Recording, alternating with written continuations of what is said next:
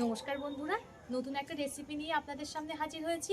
আমার চ্যানেলে নতুন হয়ে থাকলে চ্যানেলটিকে সাবস্ক্রাইব করে আমার পাশে থাকবেন। রেসিপিটা কেমন হয় শেষ পর্যন্ত স্কিপ না করে দেখতে থাকুন।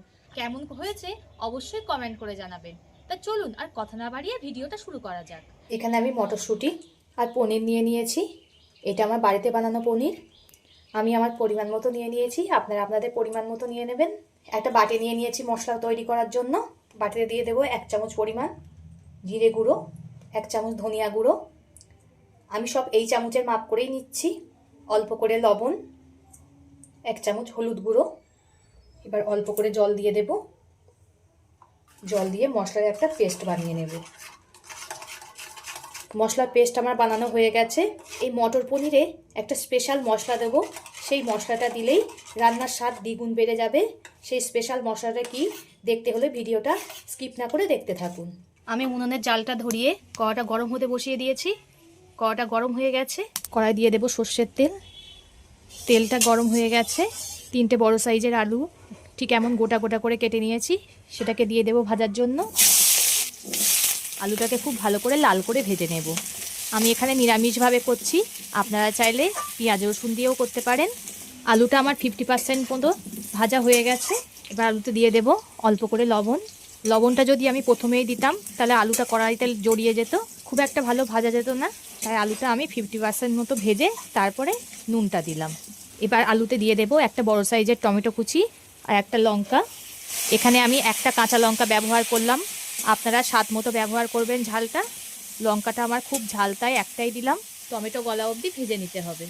টমেটো দেখুন গলে গেছে। এবার এতে মটরগুলো দিয়ে দেব। মটরগুলো দিয়ে আবারও কিছুক্ষণ ভেজে নিতে হবে। মটরটা দিয়ে বেশ কিছুক্ষণ ভেজে নিয়েছি। 4 চামচে 2 চামচ আদা বাটা দিয়ে দেব।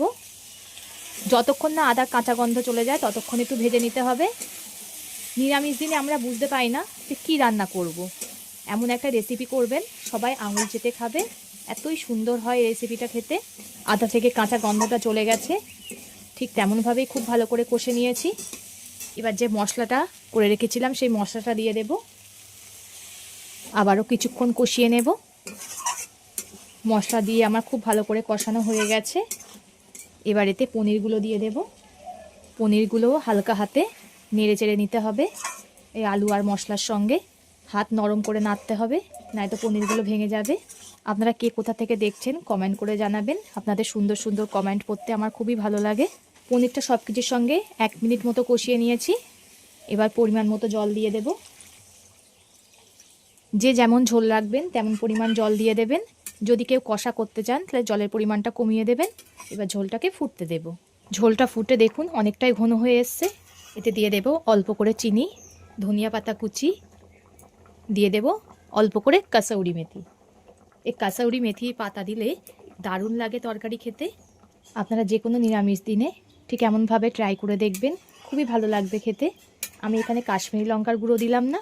হয়ে গেছে, নামিয়ে নেব। নামানোর আগে দিয়ে দেব গরম মশলা গুঁড়ো। গরম মশলা দিয়ে একটু নেড়ে চেড়ে নামিয়ে নিতে হবে। তো ভিডিওটা ভালো লাগলে লাইক ও শেয়ার করে দেবেন, কমেন্ট করে জানাবেন আপনাদের মতামত। পরবর্তী ভিডিওতে আপনাদের সঙ্গে আবার দেখা হচ্ছে।